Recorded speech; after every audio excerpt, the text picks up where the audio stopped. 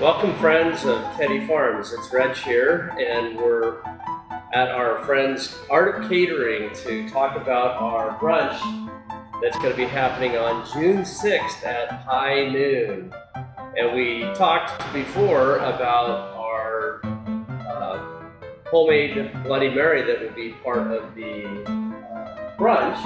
Now I'm with Chef Christopher, and we're going to talk about poached eggs. So poached eggs is something that not a lot of people do at home, and it's a brunch delicacy. Like when you think brunch, you think poached eggs, eggs Benny hollandaise.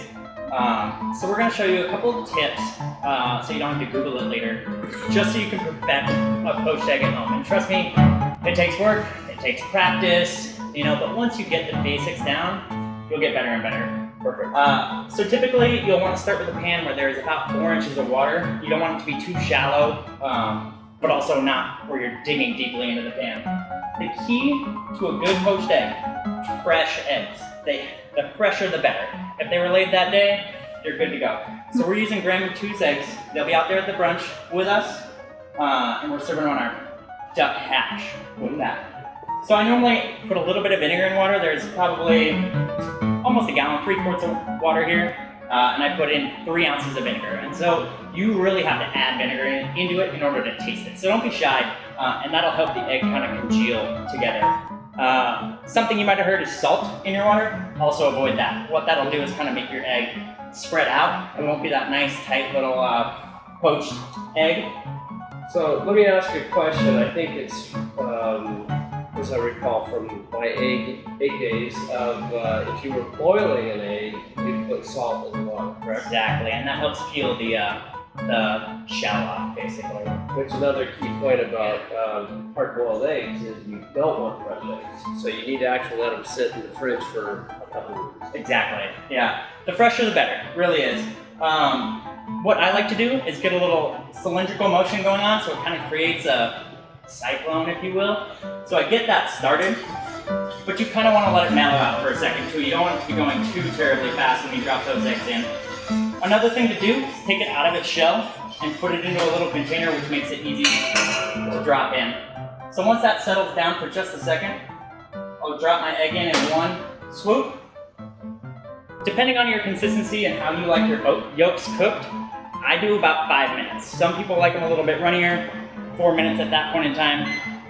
But 5 minutes and then let it rest for just a minute, and that yolk will be nice and creamy and perfectly cooked. So I know, like a lot of people are going to say, the swirling, what does that action actually do? Kind of what it does, it like envelopes the yolk in its own white. Because it'll have a tendency to naturally want to spread in that water because of the weight of the water, which is also a reason you don't add salt, because it increases the density of the water and helps it spread out. And so it kind of wraps itself in that. Another thing you can do is just after it sits for about 35 to 45 seconds, you just gently turn it over. And what that'll do is keep the yolk cooking evenly on both sides, because otherwise your heat is coming from just below. Keep your water just gently simmering. I did forget to mention that. So you can very tenderly reach in and kind of just flip it over. And what that's going to do is just make it wrap around itself. Alright, that's literally like it. So I think I answered my own question. It's a very nice type of egg package there. So you'll get a strand or two. Don't fret, it's still delicious. And as that egg sets, you can feel free to drop more in. Just don't forget which one went in first. So interesting story. My dad spent his entire working career in the egg industry and wasn't necessarily a huge fan of eggs early in his life, but later in life, whenever he'd go to a restaurant, it's exactly what you said earlier, Christopher, is he loved poached eggs. Yeah. Poached egg hash was his go-to. It's just special, when you think of brunch, you get that because you're not having it on a regular basis. It's not as quick and easy Not as scrambled eggs at home. Exactly, exactly. So again, just a gentle heat. You don't want to see too many bubbles going up. Again, at this point, you can kind of see the yolk and the white is still just starting to set. Let it do its thing. So on June 6th at noon, we're going to be having this brunch out at Teddy Farms, and this is going to be a chef. what's the term, honey? Attendant. Chef attendant. Yes. Sorry. Yeah, so Jeremy and I are Other both going to honey. be out there. We're super stoked. You know, it's always a joy to get out there. It's so beautiful. We're going to be serving fried chicken and waffles with honey butter, a little infused honey. We're going to be doing a duck hash with grammatus eggs. We're also going to have some fresh fruits and salad. It's going to be lively. There's going to be people outside enjoying each other's company. So I hope to see y'all out there. We can't wait to see you guys. We're very excited. Yes. While we're waiting, I think it's a good time to maybe have a sip of the cocktail that Chef Jeremy made a little while ago. And when y'all are making those at home, feel free to garnish it with whatever you like. You know, some people like bacon or That's pickled delicious. shrimp. Yeah. Keep it classic when we make ours. Yeah. Perfect. Back to the egg.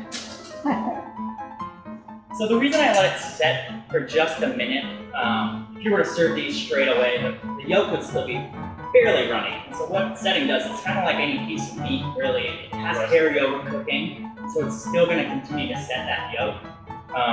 If you like it a little more done, leave it in there another 30, 45 seconds, or let it rest another 30 seconds or so, and that'll give you a nice creamy egg yolk. So that's kind of what you're looking for. You have a little bit of jiggle, if you will. The yolk is just kind of still setting. I'm gonna go ahead and put them here. If y'all are making something for like 6 or 8 of you at your house, feel free to just kind of let them hang for a second and then just gently, very gently warm them back up. A little bit of water, like I would take the water from this and just kind of splash over the top of them and then take them out and serve them. Really? That way you're not stressed out about trying to make everybody's eggs all at once. You can kind of let them sit and do their thing and just gently rest and then just warm them up with a little of that same water and then serve them all at once. Perfect.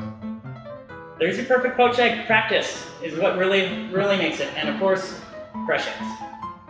And eating. That's the most important thing. So again, like I said, a slotted spoon to take it out. And that's pretty much what you're looking for.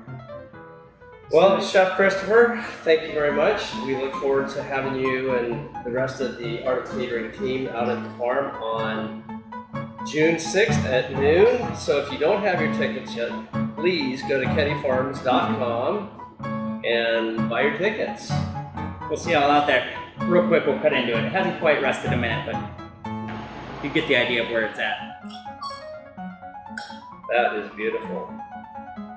And yes, you can tell that's a farm fresh egg with that bright yellow yolk. Reg, Perfect. thanks for coming. Laura, thanks for Thank coming. you.